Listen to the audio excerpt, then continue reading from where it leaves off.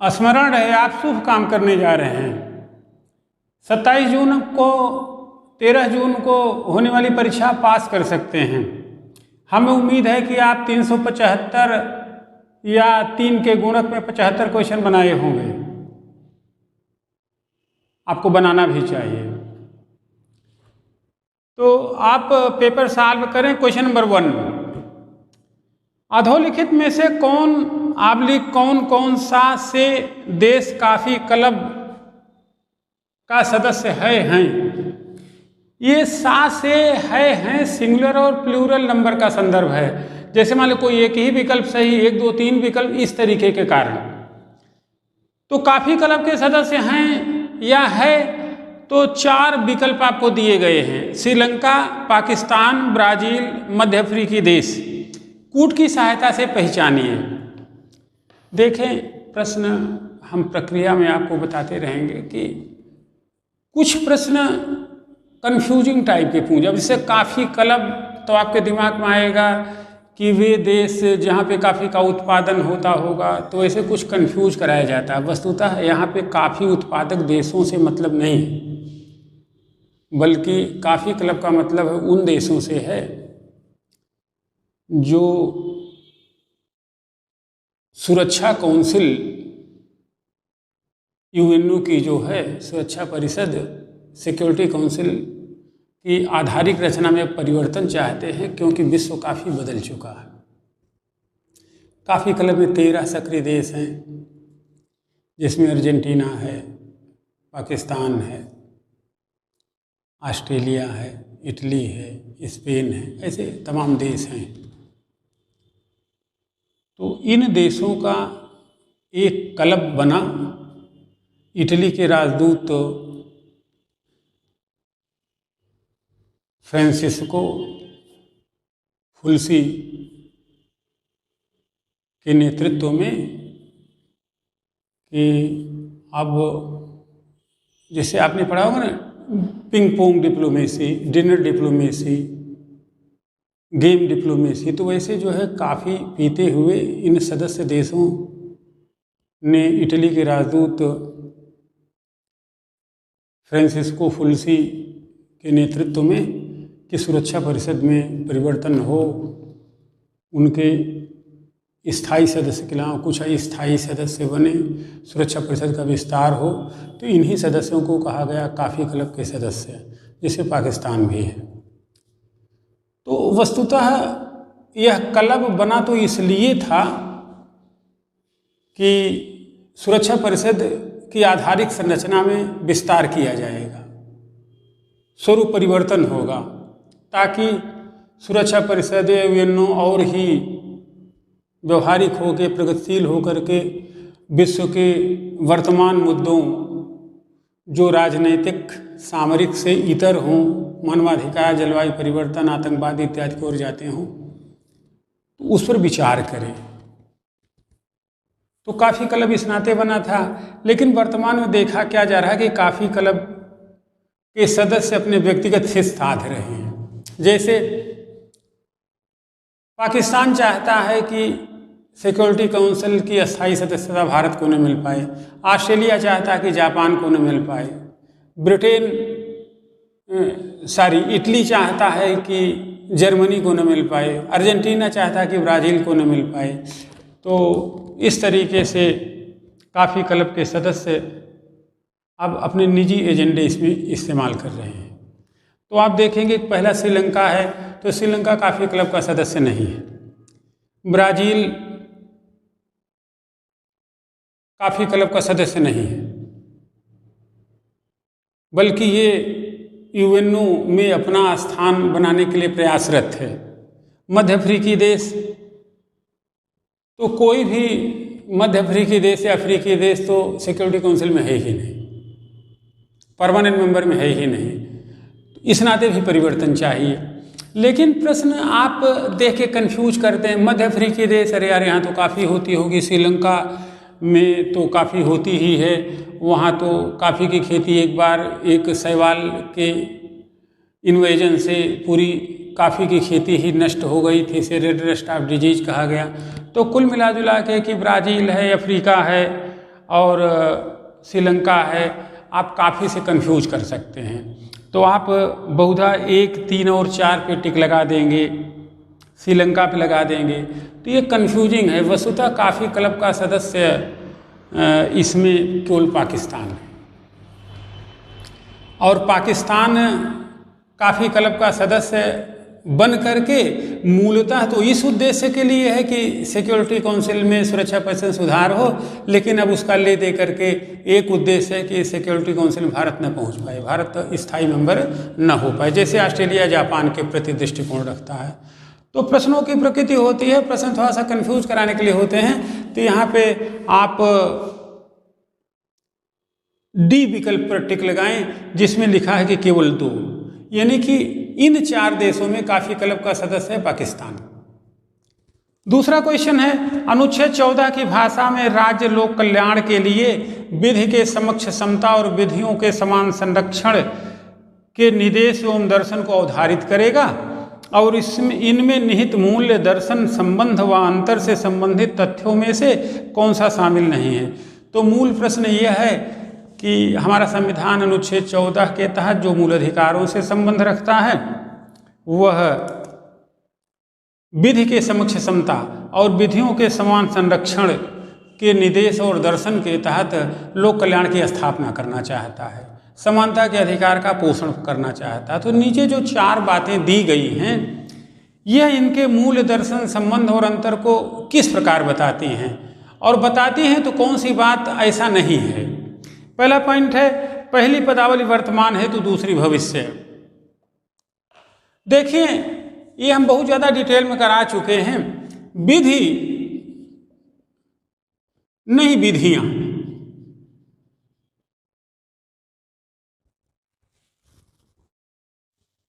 विधि एक वचन है, विधियां बहुवचन है।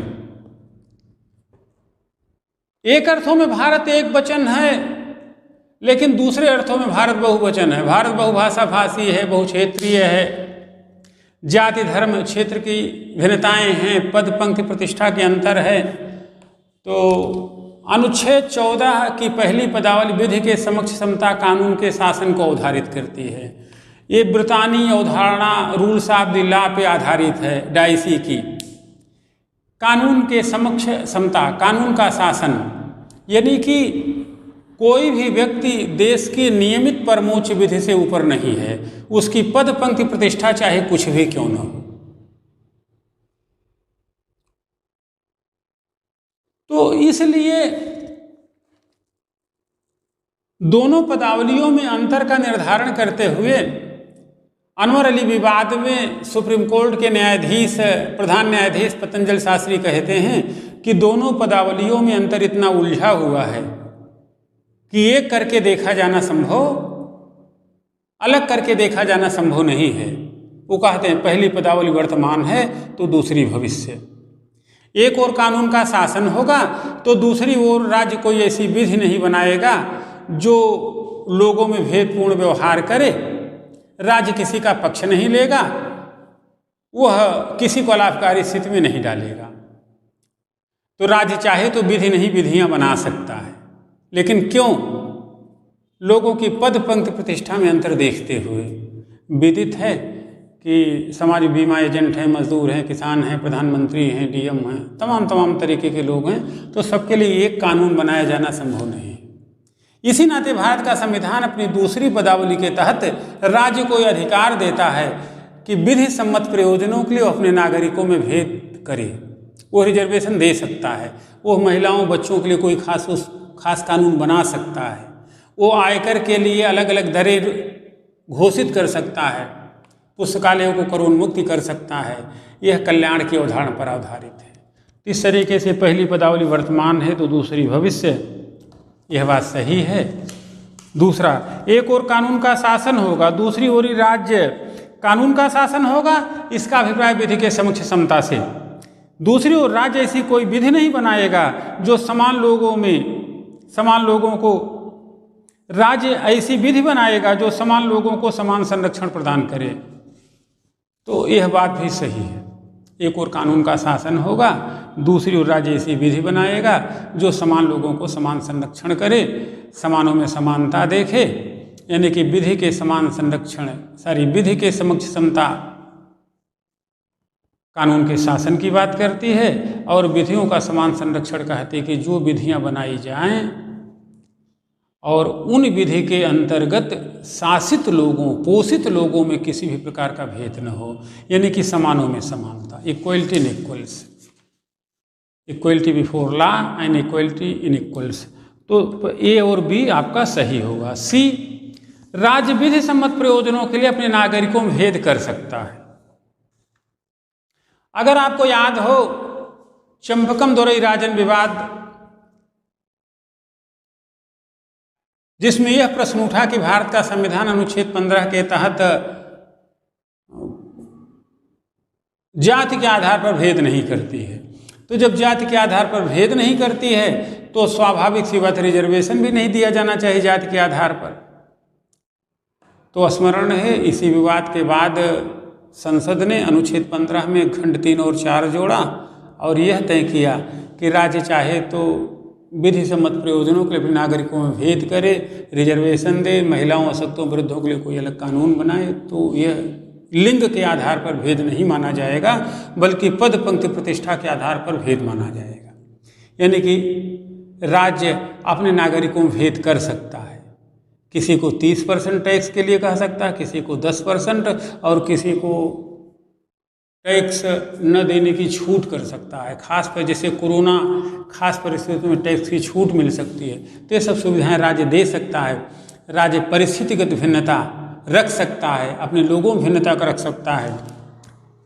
शर्त है कि भिन्नता दिखे, शर्त है कि जिस उद्देश्य के लिए भिन्नता की गई हो उस उद्देश्य के साथ भिन्नता की तर्क संगतता दिखे। तो मीनाई 2 से सी विकल्प भी सही है। डी पे देखें, पहली पदावली सकारात्मक है, दूसरी नकारात्मक है। रास्ते बढ़ते रहेंगे, आते रहेंगे, आगे फिर डिटेल करेंगे। अभी आप समझें कि पहली पदावली नकारात्मक है, दूसरी पदावली सकारात्मक है, इस नाते डी वाला विकल्प इसमें गलत हुआ। पहली पदावली नकारात्मक कैसे? पहली पदावली कहती है कानून के समक्ष समता, हर कोई बराबर है, लेकिन हर कोई तो बराबर नहीं, निसर्गता है, यहाँ पे जाति धर्म क्षेत्र की भिन्नताएं हैं। चूंकि पहली पदावली परमोच्च समानता की बात करती है, कहती है कि देश के नियमित मूलभूत और परमोच्च विधि के समक्ष हर कोई बराबर है। चूंकि सब बराबर नहीं हैं, इस नाते यह नकारात्मक है। इसी नाते भारत के संविधान में अनुच्छेद 14 की पहली पदावली के अगेंस्ट 2 अपवाद घोषित किए गए, राष्ट्रपति और राज्यपाल।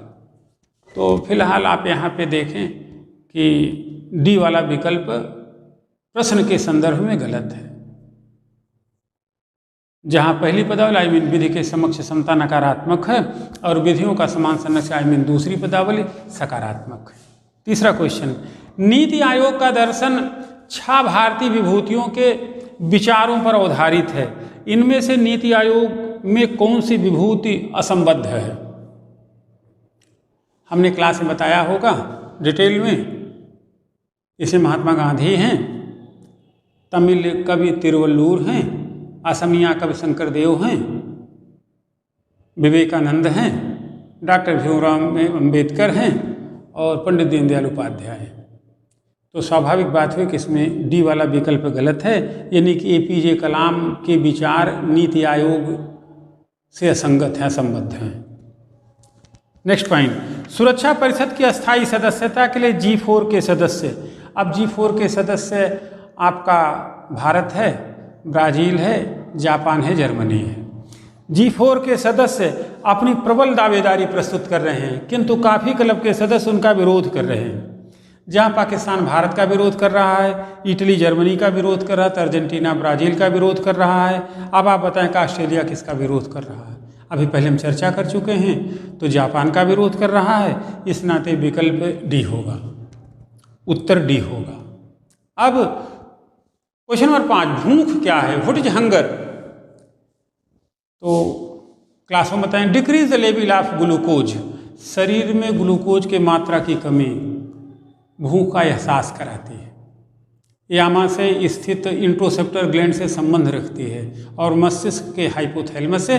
फिलहाल these details are not needful for here. तो आप ये देखें कि भूख का संबंध शरीर में ग्लूकोज की कमी से। एक बात और जान लें, प्यास का संबंध भी इसी से है। नेक्स्ट,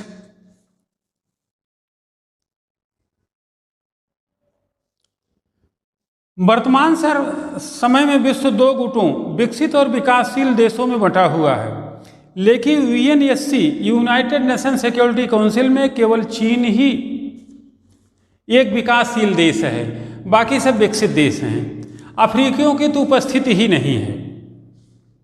अतः सुरक्षा परिषद के ढांचे में बड़ा परिवर्तन होना चाहिए, क्योंकि नंबर 1, आज विश्व रूस और अमेरिका जैसे 2 गुटों में न बंटकर परिवर्तित स्वरूप में है। विश्व बहुपक्षीय और बहुवचनीय हो चुका है। पहले पूरा विश्व 2 खांचे में बटा हुआ था, अमेरिका और रूस। आज विश्व के देशों में विकास हुआ, परिवर्तन हुआ है, समस्याएं बदली हैं। आज विश्व बहुपक्षीय हो रहा, बहुवचनीय हो रहा, मल्टी सेक्टोरल, मल्टीलेटरल हो रहा है। समस्याओं के स्वरूप परिवर्तन हुए, आतंकवाद है, मानवाधिकार है, जलवायु परिवर्तन इत्यादि इत्यादि। तो इन तथ्यों के आलोक में जब परिस्थितियां वैसी रही नहीं, तो सिक्योरिटी काउंसिल में परिवर्तन होना चाहिए। पहला पॉइंट तो सही हुआ। नेक्स्ट, आज शीत युद्ध वाली परिस्थितियां भी नहीं हैं कि शक्ति संतुलन की जरूरत पूर्व महाशक्तियों जैसी हो नेचुरली, तो ये पॉइंट भी सही है, यानी कि परिवर्तन होना चाहिए। नेक्स्ट, सोवियत संघ का विघटन, उदार विश्व व्यवस्था, प्रत्यक्ष राजनीतिक गुटबंदी का अभाव वर्तमान का सच है, यह बात भी सही है। नेक्स्ट, आर्थिक गुटबंदी, संरक्षणवाद, राज्य प्रायोजित आतंकवाद और जलवायु परिवर्तन व मानवाधिकार जैसे मुद्दों की प्रभाविता के मद्देनजर परिवर्तन वांछनीय है। चौथा पॉइंट भी सही, सब बदल गया है तो सिक्योरिटी काउंसिल आखिर क्यों न बदले। तो यहाँ पर सी वाली विकल्प पे टिक लगाएं, यानी कि सभी सही है। इसको और ठीक से पढ़ लीजिएगा। नेक्स्ट, कहते हैं द्वंद्व संघर्ष समान आचारिक, सामाजिक व सांस्कृतिक पृष्ठभूमि में ही निहित है। यही भारत पाकिस्तान समस्या का सच है। इस प्रकार देखिए, 2 पॉइंट उसमें नहीं नोट हुआ होगा तो आप नोट कर लें। नंबर 1, एक समान सांस्कृतिक व सामाजिक पृष्ठभूमि, एक समान सांस्कृतिक व सामाजिक पृष्ठभूमि। नेक्स्ट, धर्म व राजनीति के साथ समान जनसांख्यिकी, धर्म व राजनीति के साथ समान जनसांख्यिकी। और तीसरा, लाहौर। हमने IR पढ़ाते समय बताया होगा कि भारत और पाकिस्तान के युद्ध, संघर्ष और अंतर्द्वंद उसकी पृष्ठभूमि में ही छिपे हुए। हम अक्सर चर्चा करते रहते हैं, द्वंद्व वही होता है जहाँ समानता होती है, जहाँ अपने टाइप के लोग होते हैं। आपने कभी सोचा कि अमेरिका, चीन और भारत में विषमता क्यों है, द्वंद्व क्यों है? क्योंकि चीन और भारत काफी हद तक समान हैं। विपुल जनसंख्या परिमाप, उभरती अर्थव्यवस्था, विश्व को अपने आग्रास में लेने को आतुर, और साथ साथ भारत और चीन चुनी हुई लोकतांत्रिक व्यवस्था पर विश्वास करते हैं। दोनों महाशक्ति बनने की ओर अग्रसर हैं, दोनों अपना वजूद चाहते हैं, दोनों की सोच, दोनों की स्थितियां एक हैं। इस नाते भारत और चीन में द्वंद्व है। लेकिन वहीं पाकिस्तान से देखें, दोस्ती है, क्योंकि जोड़ी ही बेमेल है। एक जगह लोकतांत्रिक रीति से निर्वाचित सरकार है, दूसरी तरफ सैन्य प्रशासन है। एक तरफ अपेक्षाकृत विपुल जनसंख्या परिमाप है, दूसरी तरफ जनसंख्या मान भी कम है। एक तरफ धर्म को लेकर कोई आग्रह नहीं है, एक तरफ कट्टर इस्लाम है। एक तरफ विश्व की ऊपर उठी हुई अर्थव्यवस्था है, दूसरी तरफ कर्ज में डूबा हुआ देश। ये है पाकिस्तान और चीन के संबंध और नीयत। तो वहाँ तो दोस्ती हो सकती है, भारत और चीन तो एक जैसे हैं। तो वैसे भारत और पाकिस्तान के जो द्वंद्व हैं वो आपसदारी के कारण हैं। समान जनसांख्यिकी है, समान सांस्कृतिक सामाजिक परिप्रेक्ष्य है, समान धार्मिक ढांचा है, बस प्रयोग में अंतर है। और एक ख़ास बात, लाहौर और अमृतसर की बाज़ार में कोई अंतर नहीं। तो मीन आई टू से कि समस्या का सच वस्तुतः इन सभी कारकों में तय होते हैं। इस नाते आपका विकल्प डी सही है। सभी शक्ति का बंटवारा लक्षण है संघीय शासन प्रणाली का, संसदीय शासन प्रणाली का, प्रजातंत्रीय शासन प्रणाली का, जनतांत्रिक संसदीय प्रणाली का। तो आप स्पष्ट हो लें, division of power is the characteristic feature of federal form of government, संघीय शासन प्रणाली का, और separation of power characteristic of parliamentary form of government. तो इस नाते ए विकल्प सही रहेगा। शक्ति का बंटवारा, शक्तियाँ बटी हुई होंगी केंद्र और राज्य के बीच में, यही संघीय व्यवस्था का लक्षण है। 9, न्याय मित्र वह व्यक्ति है जो स्वेच्छा से अथवा निम्नलिखित में से किसी एक के आमंत्रण पर न्यायिक कार्यवाहियां में न्यायालय की सहायता करता है। देखें, आप आमतौर पे उसके पक्ष में झुक जाते हैं जो परेशान होता, वादी के पक्ष में, तो ऐसा नहीं है। इसका संबंध न्यायालय से, ये न्यायालय के काम में योगदान करता है, न्यायालय की हेल्प करता है, न्यायालय की सहूलियत बनाता है, ना कि वादी और प्रतिवादी की। नेक्स्ट, सिखों के परम श्रद्धेय गुरु नानक देव के संदर्भ में ज्योति ज्योत का क्या अर्थ है? ज्योति ज्योत, देखिए ज्योति ज्योत मतलब होता है अब अंत आ गया है। अब यहाँ पे सारी चीज ज्योति को, कोई ज्योति अर्थ ले रहा हो, कोई प्रकाश, कोई कुछ, तो लड़का पहले पे टिक कर दिया उनके परम ज्ञान की प्राप्ति का, या जनमानस में आत्मचेतना के प्रकाश का, या सिख धर्म परंपरा के महात्म्य का। तो आप कहीं कन्फ्यूज कर सकते हैं, जबकि यह तकनीकी तौर पे शुद्ध अर्थों में इसका अर्थ है उनके स्वर्गीय प्रस्थान का। एक कहानी है कि अंतिम समय में 18 साल करतारपुर साहब जो पाकिस्तान में हैं, गुरु नानक जी रहे, वो जब अंतिम समय आया कि अब प्राण त्याग करने वाले हैं, तो सिख हिंदू और मुसलमान जुटे। तो सिख और हिंदू तो दाह संस्कार करना चाहते थे, मुसलमान कब्र में दफनाना चाहते थे। तो बड़ा द्वंद्व हुआ, क्या किया जाए। तो विचार बना कि इनके सबसे अच्छे अनुयायी गुरु अर्जुन देव के पास चलिए। तो गुरु अर्जुन देव के पास गए तो उन्होंने कहा कि कोई बात नहीं है, आप लोग पार्थिव शरीर के अगल बगल अपना फूल रख दीजिए दाएं बाएं, सुबह आके देखा जाएगा कि जिसका फूल मुरझा गया होगा उसके पक्ष में निर्णय नहीं होगा, जिसका फूल तरोताजा होगा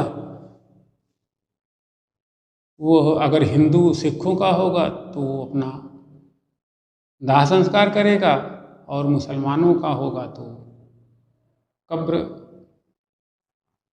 तो सुबह एक आश्चर्यजनक घटना घटी कि जब लोग आए देखे तो फूल तो दोनों चमक रहे थे, लेकिन गुरु नानक जी की पार्थिव शरीर वहाँ से गायब थी। तो अपनी अपनी परंपरा के अनुसार हिंदू और सिखों ने दाह संस्कार किया और मुसलमानों ने कब्र में गाड़ दिया। तो फिलहाल यहाँ पे ज्योति ज्योत का अर्थ है उनके गुरु नानक जी के स्वर्गीय प्रस्थान का। यहाँ पे एक शब्द और लिखा होगा, जुड़े और जोड़े। हमारा स्वार्थ तो है, हम ये नहीं कहेंगे, लेकिन इसे भारत का भी स्वार्थ है, आने वाली पीढ़ी का स्वार्थ है। हम और मेहनत करेंगे, आपसे अपेक्षा करेंगे कि ज़्यादा से ज़्यादा लोगों को इसको कार्यक्रम में जोड़ें, हमसे पढ़ने के लिए ऑफलाइन अपने संबंधियों को प्रेरित करें, खुद प्रेरित हों, और ऑनलाइन भी हमसे जुड़ सकते हैं। हम आपके काम के आदमी हैं। नेक्स्ट क्वेश्चन, ये मैचिंग का क्वेश्चन है।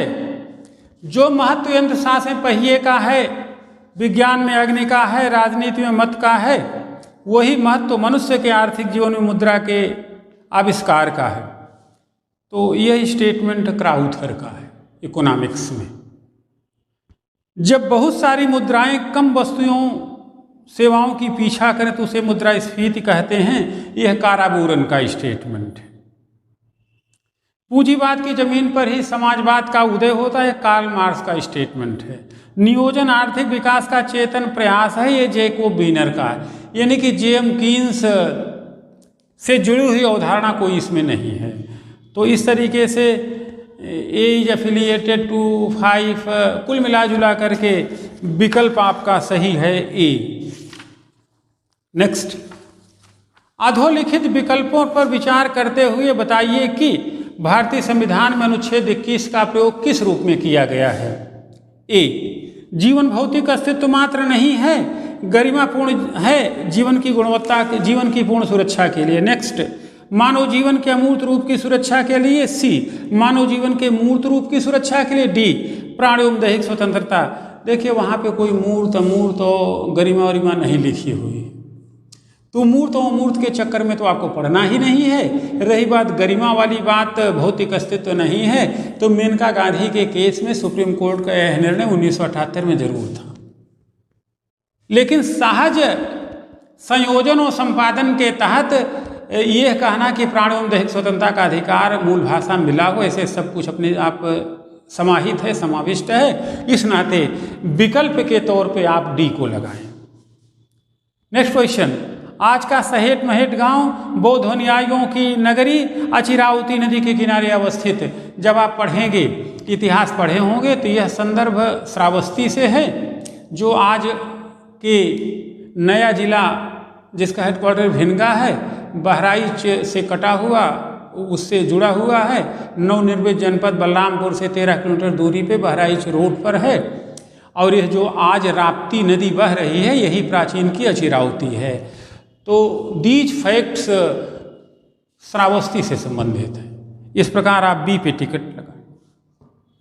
समुद्र के जल स्तर में वृद्धि, पृथ्वी के जलवायु संतुलन पर नकारात्मक प्रभाव, समुद्री शैवालों की घटती सघनता, समुद्रों का डिऑक्सीडेशन, समुद्री जीवों में लगातार हो रही कमी, यह सारे के सारे कारक जिम्मेदार हैं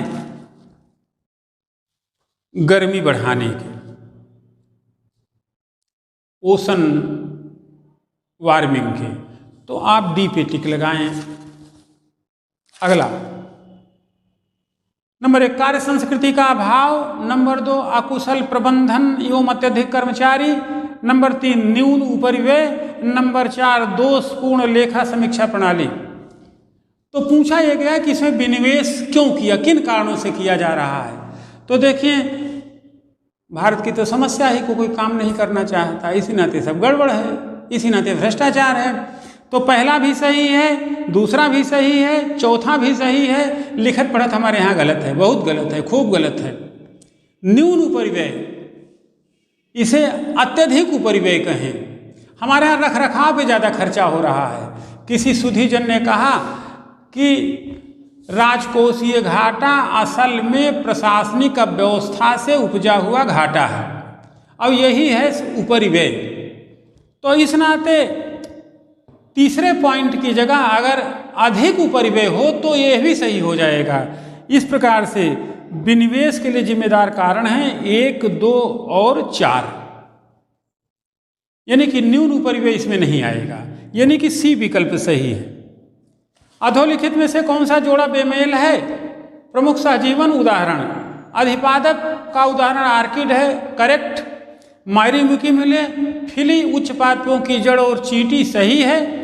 माइकोराइजा उच्च पादपों की जड़ और फंजाई सही है। डी विकल्प गलत है, लाइकेन शैवाल और फंजाई के सहजीवन है, ना कि ब्रायोफाइटा। अगला, जैवतंत्र क्या है। सी और बी, सी, डी एकदम से संबंध नहीं रखते हैं, इस नाते ये पे टिक लगाएं। अभिजनन प्रणाली, संतानोत्पादन एवं जनसंख्या का जीव विज्ञान, बेटर यू कैन से बायोसिस्टमेटिक्स। आनंद प्रधान पूंजीवाद अमेरिकी अवधारणा है। इस नाते 17 नंबर पे ए पर टिक लगाएं।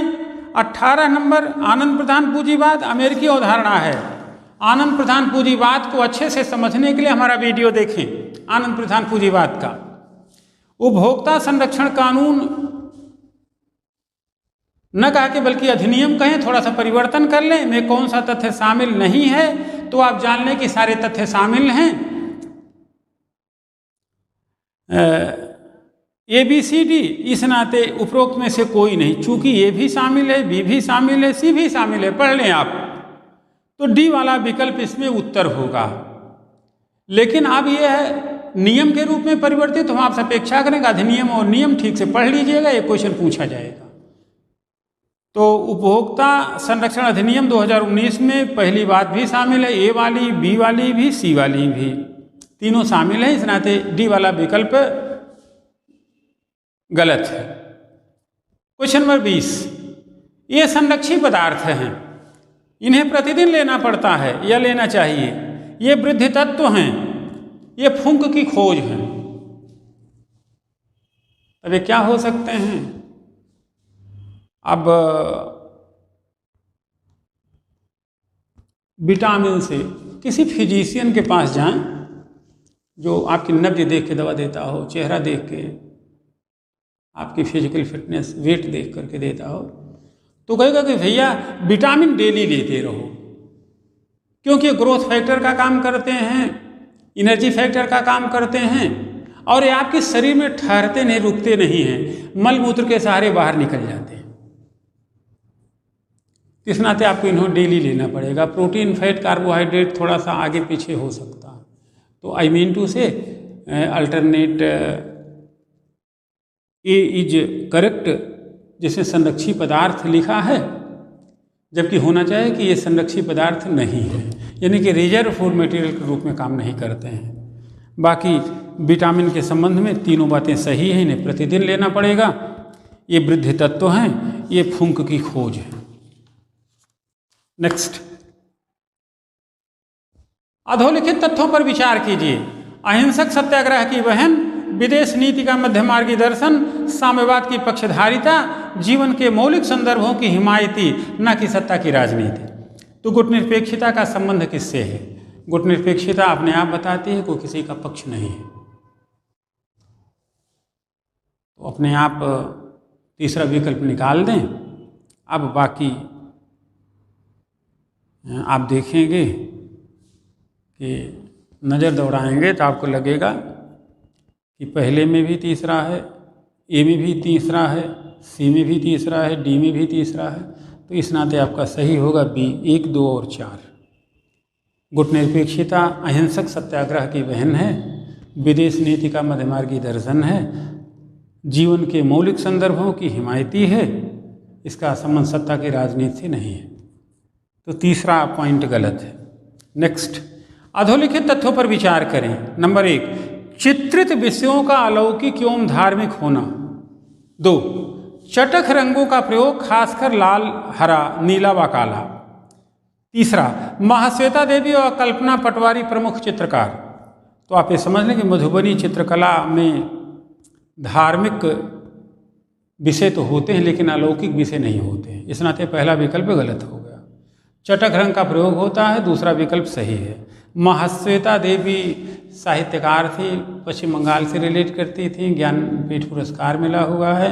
कल्पना पटवारी लोक गायिका हैं, आपने इनके गीत सुनी होगी, नीक लागे टिकुलिया गोरखपुर के, ऐसे तो है, और तमाम गीतें गाती रहती हैं, तो असम की रहने वाले हैं। तो महाश्वेता देवी और कल्पना पटवारी मधुबनी चित्रकार से संबंधित नहीं हैं,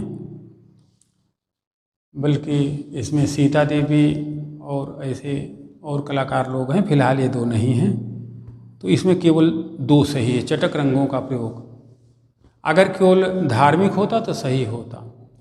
पहला अलौकिक के कारण गलत है, और दूसरा महाश्वेता और कल्पना पटवारी से संबंधित नहीं है, बल्कि सीता देवी और रुक्मणी ऐसे कुछ नाम हैं जो लोग हैं, इसे आप देख सकते हैं। क्वेश्चन नंबर 23, वृक्षों का अभाव। लाइकेन, मांस तथा सेजे जैसी वनस्पतियां, सरीसृप तथा जलचरों का बाहुल्य। तो आप ये समझ लें कि इसमें पहला और दूसरे का संबंध टुंड्रा से है, लेकिन सरीसृप और जलचर यहाँ पे नहीं पाए जाते हैं, इस नाते विकल्प 1 और 2 सही है। चौथा क्वेश्चन, एक फिगर बना हुआ होगा, सूर्य से ऊर्जा मिल रही होगी, प्रोड्यूसर प्रकाश संश्लेषण कर रहे होंगे, कंज्यूमर उन्हें कंज्यूम कर रहे होंगे, कंज्यूमर डिकम्पोज किए जा रहे होंगे, फिर वो इनऑर्गेनिक वर्ल्ड में बदल रहे होंगे। इस तरीके से ऊर्जा और पदार्थ का चक्रण होता रहा होगा, इकोसिस्टम चल रहा होगा। हम इकोलॉजी में बड़ा बताए हैं। तो जो निष्कर्ष निकाले जा सकते हैं, तो पहला है सर्वव्यापी एक भूमंडलीय तंत्र है जहाँ पदार्थ का विघटन और ऊर्जा का प्रवाह होता रहता है, यही सच है। नेक्स्ट पॉइंट, हरे पौधे उत्पादक होते हैं, सही है। जो खनिज लवण तथा सूर्य की ऊर्जा के प्रवाह में अपना भोजन बनाते हैं, ये भी सही है। जो अपघटक द्वारा सीधे अपघटित कर दिए जाते हैं, पॉइंट इतना गलत है, क्योंकि सीधे भी अपघटित हो सकते हैं, लेकिन सामान्य क्रम है कि producer to consumer, consumer to decomposer. इस नाते सीधे वाली बात थोड़ी खटकती है, तो आप 2 को गलत काट दें, केवल 1 सही है। यानी कि उत्तर आपका सही हुआ, ये केवल 1 सही है। ब्रिगोली क्या है? 25, खनन उद्योग का एक उप उत्पाद है जो श्रमिकों में त्वचा संबंधी बीमारी के लिए जिम्मेदार है। यह बात नहीं है, यह कागज उद्योग का एक उप उत्पाद है जिनका जल में तेलों के रिसाव को रोकने में उपयोग किया जाता है। सी डी एकदम से यहाँ से संबंधित नहीं है, लेकिन इन्हें अलग से पढ़िएगा। तो बी 25 का उत्तर हुआ बी। यह कागज उद्योग का एक उप उत्पाद है जिनका जल में तेलों के रिसाव को रोकने में उपयोग किया जाता है। कोटि सा शुभकामनाएं, हमको समझें, हमारे अनुरूप चलें। अगला टेस्ट पेपर 1-2 दिन में आपको मिलता है, फिर उसको सॉल्व करिएगा, जिसका डिस्कशन हम सैटरडे को करेंगे। इस तरीके से प्रक्रियाएं चलती रहेंगी। होली में थोड़ा सा दिक्कत आ सकती है, लेकिन आगे कार्यक्रम कंटिन्यू रहेगा। आप अगर IAS बनना चाहते हैं तो 13 के गुणक में पेपर बनाएं, और PCS बनना चाहते हैं तो 3 के गुणक में, यानी कि 25 3 75 और 25 का 13 375 क्वेश्चन आप अनवरत बनाएं, पढ़ते रहें। अभी चाहे तो 1 महीना आप पढ़ लें, लेकिन अब पढ़ने का मतलब नहीं है अभी आप मेंस वोन्स पढ़ते रहें। ये तो 1-2 महीने की तैयारी है। पेपर बनाएं, पेपर से पढ़ें। टेस्ट सीरीज का तो कोई मतलब ही नहीं। अरे यार, जिसने तुमको पढ़ाया नहीं वो आपका टेस्ट कैसे लेगा? हाँ, आप अपने आप से अपना टेस्ट दे सकते हैं। पढ़ो बौद्ध धर्म, बनाओ उसमें से क्वेश्चन, प्रतीत समुत्पाद क्या है, स्याद व्याद क्या है, कहाँ जो है बुद्धत्व की प्राप्ति हुई, बौद्ध संगीतियां कहाँ से हुई, कौन कौन, बनाओ क्वेश्चन, कोई रोके है क्या? भारत की औद्योगिक नीति वस्तुतः इस निष्ठा पर काम करती है कि न्यूनतम निवेश अधिकतम लाभ। भूरेलाल जी मेंबर थे UPSC में, जौनपुर का कोई लड़का गया, समथिंग श्रीवास्तव। कहाँ से पढ़ के आए हो? सर जौनपुर। घर कहाँ का? सर वहीं बगल में था। तो कहते हैं कि कैसे आकर? साइकिल चले आते थे सर। कहते कोचिंग वोचिंग किए? कहे नहीं। कह रहे यार तुम तो बड़े चालू हो, घर से BA कर लिए, कोचिंग भी नहीं किए। ये बेटा पढ़ने पढ़ाने की परीक्षा है, इसे अपना निवेश करना पड़ेगा। तो मिस्टर श्रीवास्तव तो IAS हो गए, अपनी मेहनत और थोड़ा सा भूरेलाल जी के स्नेह, जो NGT के इसमें चेयरमैन हैं, तो बड़े लोगों की बातें माने, बड़ी किताबें पढ़ें। टेक्स्ट बुक पढ़ना पड़ेगा, एक बेसिक एक स्टैंडर्ड। और हमारे प्रति अंग्रेजी हिंदी किसी भी मीडियम, फारसी लड़कों को आप जोड़ें। हम आदमी भी ठीक हैं, हमारे विचार भी ठीक हैं। माध्यम अपना अपना प्रयोग करिएगा। हिंदुस्तान में रहने वाला कोई लड़का यह नहीं कह सकता कि मुझे हिंदी आती नहीं है। अंग्रेजी मीडियम को तो भी हिंदी थोड़ी सीखो, क्या बुराई है? और हमको थोड़ी अंग्रेजी आती है, दोस्ती अच्छी चलेगी। जुड़ें और जोड़ें, खुद पढ़ें, और कम से कम 13 लोगों को कहें कि त्रिपाठी जी से विभिन्न माध्यमों के थ्रू जुड़ें। कोट से शुभकामनाएं। यह जोड़ देश के लिए लाभ पहुंचाएगा। हमारा खेल या तो खत्म हो चुका है या तो शुरू हो रहा है, ये आपका विषय नहीं है, लेकिन आपका खेल तो शुरू ही हो रहा है। अपनी चिंता करें, हमारा साथ दें। ढेर सारी शुभकामनाएं। फिर मिलेंगे सैटरडे को सेम टाइम पर। धन्यवाद।